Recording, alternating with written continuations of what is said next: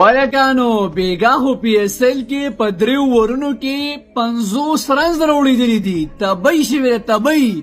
عرفان احمد خان نیازی تبي کړی دا یقینو کې چې میچ پینش کولی کنه داس یې پینش کې راشه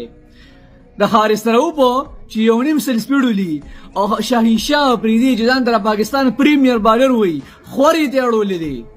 په دوه ورونو کې ردوانو نه 41 رنز غشتي دي داسې ظالم زما دوی ما چې عقل یې ولې سره راوستي دي په 18 بال باندې 48 رن بالکل زما دوی حیران پاتې کړي ما یار حیران تاسو ما دوی چې دی وخت پاکستان بل یو داسې فینیشر شته چې دا رنز براوړي آیا چې چا دینه مخکې داسې راوړولې دي ما د باور ظلمانه ښکار شول تبي کړل یار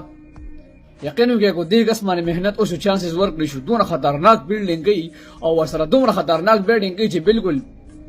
حد یې کړل دی بیګا تاسو دې باره کې څه وایي خپل راي په کمنټس کې لازم راکې مننه